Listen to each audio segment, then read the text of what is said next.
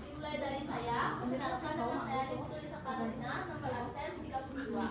Perkenalkan, nama saya Nika Devina Septiani, nomor absen 21. Perkenalkan, nama saya Dila Putri Cikaina Puspitasari, absen 26. Perkenalkan, saya Iqbal Ridjo Wijaya, nomor absen 14. Perkenalkan, nama saya Igri Bagus Misa Putra, nomor absen 2. Perkenalkan, nama saya Iman Renang Raja, nomor absen 10. Baik, langsung saja kita ke materinya. Yang pertama yaitu pengertian kebahasaan dan geografi yang akan dijelaskan oleh Baik, pengertiannya adalah kebahasaan dan geografi adalah penggunaan unsur bahasa untuk menyampaikan kisah hidup seorang tokoh secara jelas, runtuh, dan menarik. Unsurnya sendiri meliputi kata ganti, kata sifat, kalimat kata ganti, kata sifat, kata keterangan waktu, kalimat langsung dan tidak langsung, dan gaya bahasa. Baik, selanjutnya ada kata ganti yang akan dijelaskan oleh saya sendiri. Kata ganti atau pronomina adalah kata yang digunakan untuk menggantikan nama atau kata benda agar kalimat menjadi lebih efektif dan tidak berulang. Dalam teks biografi ada beberapa kata ganti yang sering digunakan, antara lain ada kata ganti dia, beliau, akhirnya, dan kata dua. Yang pertama ada kata ganti ia. Kata ganti ia biasanya digunakan untuk kata ganti orang ketiga tunggal dan biasanya digunakan dalam bahasa baku. Contohnya yaitu Kartini memperjuangkan hak perempuan. Ia dikenal sebagai pelopor emansipasi. Yang kedua ada kata ganti dia. Kata ganti dia biasanya digunakan dalam kata ganti orang ketiga tunggal, sama seperti kata ganti dia, namun lebih digunakan dalam bahasa umum. Contohnya yaitu Habibie dikenal sebagai ilmuwan. Dia mengembangkan teknologi penerbangan. Lalu yang ketiga ada kata ganti beliau. Kata ganti beliau juga sama seperti kata ganti dia dan dia, yaitu merupakan kata ganti orang ketiga tunggal, namun penggunaannya lebih digunakan untuk menghormati seseorang.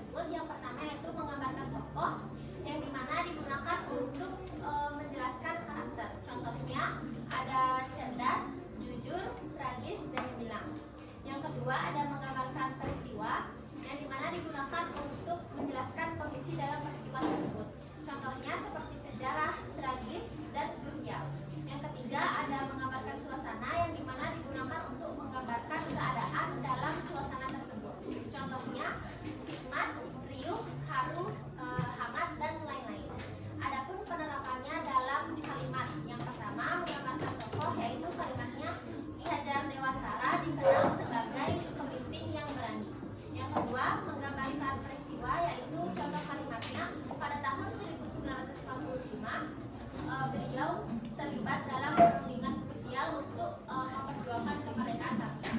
Yang ketiga yaitu menggambarkan suasana, yang dimana contoh kalimatnya yaitu di dalam ruang sidang yang fitnah itu dia membacakan pidato. Baik, selanjutnya ada kata keterangan waktu yang akan dijelaskan oleh Bapak. Jadi kata keterangan waktu itu bisa disebut dengan adverbia waktu. Jadi Hasan Halbi dan kawan-kawannya menjelaskan bahwa adverbia waktu adalah kata atau frasa yang memberikan informasi mengenai suatu terjadinya peristiwa.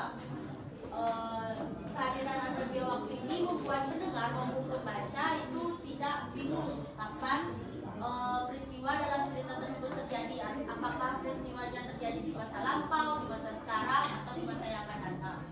Kemudian fungsinya itu menunjukkan waktu terjadinya suatu peristiwa. Yang kedua itu menjelaskan hubungan antara kata dengan suatu kalimat, dan yang ketiga itu memperjelas makna kalimat sehingga tidak menimbulkan kerancuan mengenai kapan suatu tindakan itu terjadi.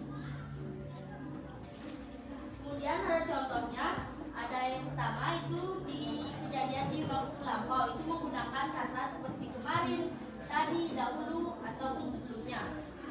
Contohnya, contoh kalimatnya itu seperti saya pergi ke sekolah kemarin, atau ayah saya datang tadi malam, dan lain sebagainya. Kemudian yang kedua ada waktu sekarang itu menggunakan kata seperti sekarang, ini, saat ini, dan lain sebagainya. Itu contohnya seperti mereka sedang belajar sekarang, atau kita sedang belajar sekarang, kondisi cuaca saat ini cukup cerah. Dan yang ketiga ada waktu yang akan datang. Keterangan waktu yang akan datang ini menggunakan kata seperti nanti, besok, lusa, minggu depan, tahun depan, dan sebagainya.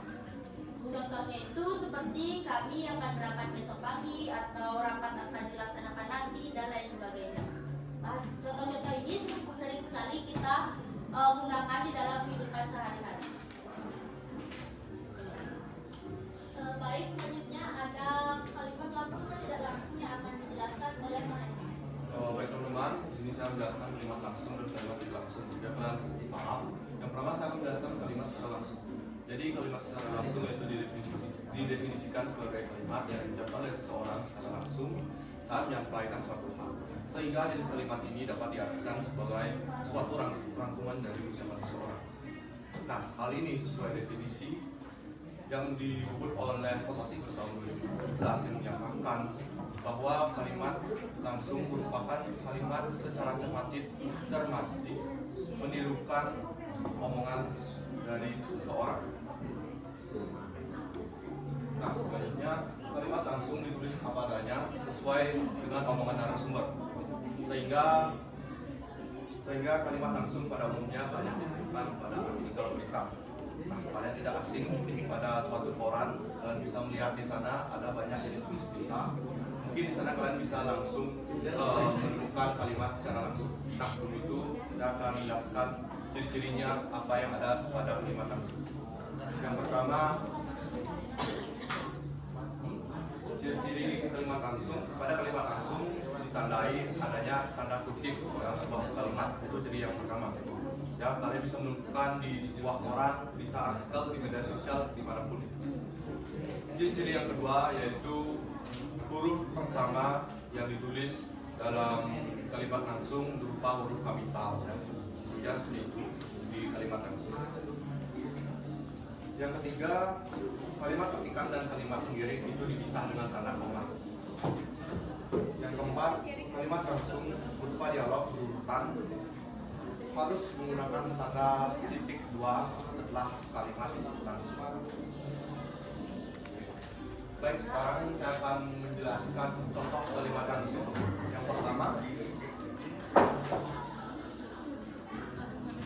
contoh kalimat langsung seperti listrik sudah dipadamkan oleh PDAM pada pukul 21 waktu Indonesia Barat, kata Bu Dani. Itu contoh yang pertama kalimat langsung. Yang kedua, aku sudah sampai di depan rumah, coba keluar temui aku, kata si serta ridwan kepadaku. Itu adalah contoh kalimat langsung. Yang ketiga, laki-laki yang tadi lewat adalah suami baru di buku, kata Dewi pada ahli sahabatnya. Jadi pada kalimat langsung yang tertera dari ucapan orang yang kedua akan diteruskan pada orang yang pertama. Dan mesti paham. Oke, selanjutnya kalimat tidak langsung. Oke, sini saya sedikit menjelaskan kalimat secara tidak langsung. Yaitu kalimat tidak langsung adalah kalimat yang berisi ungkapan yang disampaikan orang lain. Dalam buku Kitab Bahasa Indonesia tahun 2012, definisi kalimat tidak langsung adalah kalimat yang berisi ungkapan yang disampaikan orang lain. Jika kalimat langsung berisi ucapan narasumbernya, maka kalimat tidak langsung sebaliknya yang tidak diucapkan oleh narasumber. Baik, dengan penulisan ulang kalimat langsung juga bertujuan meringkas ucapan narasumber ataupun tokoh dalam berita dan lain-lain. Ciri-ciri kalimat tidak langsung yaitu disertai yang pertama, tidak menggunakan tanda petik dua, beda dengan kalimat secara langsung yang menggunakan tanda petik dua. Di sini kalimat tidak langsung tidak menggunakan tanda petik dua. Yang kedua, intonasi seolah mendatar dan menurun pada akhir kalimatnya. Pada kalimat ini menggunakan notasi dalam pembacaannya, beda dengan kalimat secara langsung. Yang ketiga, lagu yang menyatakan ujaran dapat mengalami perubahan bergantung pada konteks kalimatnya. Ujarkan, itu dalam istilah pengucapan, ya kalian tidak salah arti. Ujaran itu adalah sebuah ucapan dan sesuatu. Yakni kata ganti orang pertama menjadi orang ketiga, kata ganti orang kedua menjadi orang pertama. Yang keempat, memiliki kata tegas berupa ada, sebab, bahwa, untuk, tentang, supaya, dan lain-lain. Oke, di sini ada contoh-contoh kalimat secara tidak langsung. Yang pertama, ayah kemarin bilang ingin diantar ke pasar minggu. Ada yang ingin begitu. Seperti itu contoh kalimat tidak langsung, berbeda dengan kalimat secara langsung yang diteruskan dari kata ucapan seseorang kedua yang diteruskan oleh orang yang pertama. Lanjut, contoh yang kedua, ibu berkata bahwa kita sebagai anaknya harus ikut prihatin dengan kondisi keuangan keluarga yang belum bagus. Yang ketiga, Ani berkata bahwa salah satu mimpinya di tahun ini adalah bisa kuliah di UGM. Sesuai dengan tanda atau intonasi yang ada pada kalimat tidak langsung. Beda dengan sebaliknya, kalimat secara langsung itu tidak ada intonasi, tidak ada notasinya. Itu hanya sebuah kalimat yang diucapkan oleh seseorang. Baik, sekian, terima kasih dari kalimat langsung dan kalimat tidak langsung yang saya sampaikan. Baik, selanjutnya ada gaya bahasa yang menarik yang akan disampaikan oleh Gaya bahasa menarik adalah cara tulis untuk mengungkapkan pesan dengan khas dan membuat pembaca menarik. Dalam teks gaya bahasa biografi, penulis mengungkapkan dengan gaya yang menarik dan mudah dipahami, yang memiliki tiga contoh, yaitu ajas, humor, dan anekdot. Ajas memiliki 4 bagian, yaitu personifikasi adalah sifat yang memberi sifat manusia, contohnya yaitu semangatnya tidak pernah padam. Yang kedua yaitu metafora. Metafora adalah perbandingan yang tidak ada pembandingnya, contohnya yaitu Habibie adalah bintang bangsa. Yang ketiga yaitu smile. Smile adalah kata yang ada pembandingnya, contohnya itu Kartini bagaikan cahaya. Yang keempat yaitu hiperbola.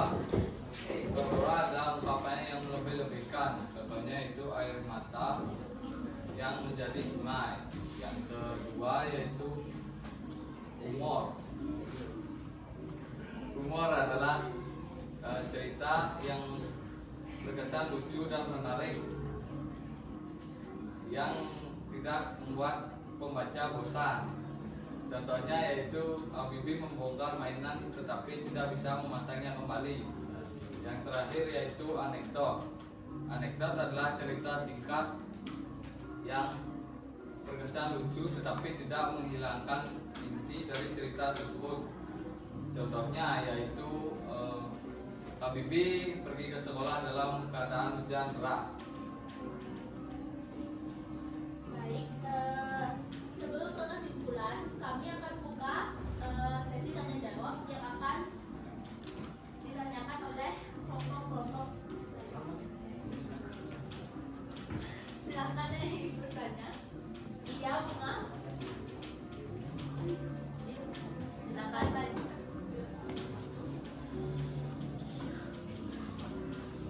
Baik, jadi perkenalkan nama saya Mbak Bunga Kirana, perwakilan dari kelompok 6. Dan pertanyaannya adalah, apakah kaidah kebahasaan pada teks figur biografi sama saja dengan kaidah kebahasaan pada teks biografi biasa? Terima kasih. Baik, dari kelompok lainnya.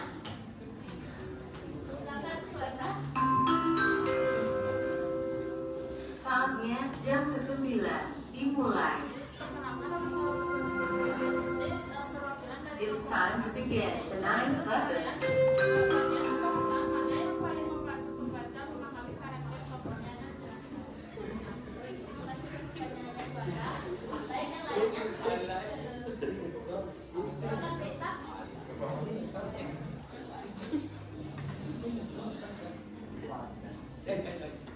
Perkenalkan nama saya Nika Dekta Utaurasnata. Jadi di sini saya mau menjawab kedua. Jadi pertanyaannya, kata sifat apa saja yang digunakan tulis untuk menggambarkan karakter atau watak buku sama? Terima kasih. Baik, pertanyaan selanjutnya. Silakan, Beta.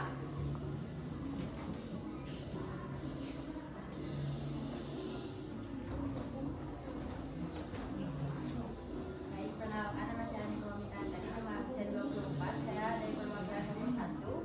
Pertanyaannya, sebutkan 3 jenis keterangan waktu berdasarkan makna waktunya menurut teori Hasan Amin. Terima kasih. Baik, silakan, Prakti. Baik, perkenalkan nama saya Neta Ningsih, perwakilan dari kelompok 5. Pertanyaannya, mengapa penulisan istilah, daerah atau nama asing harus dicetak miring dalam teks figur biografi?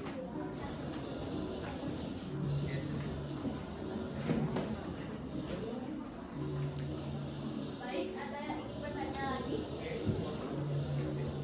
Sylvia.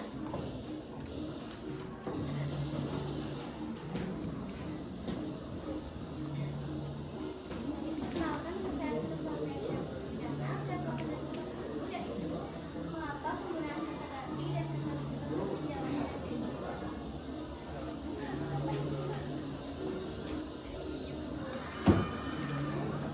Izinkan kelompok kami mendiskusikannya terlebih dahulu.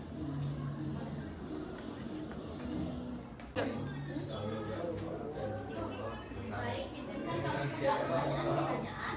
Dimulai dari saya akan menjawab pertanyaan dari keluarga. Menurut kami, kata sifat deskriptif paling membantu pembaca memahami karakter tokoh karena dapat menggambarkan sifat, watak, dan kepribadian tokoh secara lebih jelas. Dengan adanya kata sifat seperti gigih, cerdas, tegas, atau dermawan, pembaca dapat lebih mudah membayangkan seperti apa karakter tokoh tersebut dan memahami kepribadiannya melalui itu. Apakah dapat diterima? Baik, saya akan menjawab pertanyaan dari Mampin. Pertanyaannya adalah, sebutkan 3 jenis keterangan waktu berdasarkan makna waktunya. Jadi, kata keterangan waktu itu dibagi menjadi 3. Yang pertama, waktu masa lampau, yaitu waktu yang sudah terjadi di masa lalu. Kemudian waktu sekarang, yaitu kejadian yang terjadi di masa sekarang ataupun saat ini. Kemudian yang ketiga adalah waktu yang akan datang, yaitu waktu peristiwa yang akan terjadi atau belum terjadi. Apakah bisa diterima? Bisa. Terima kasih. Baik, saya akan menjawab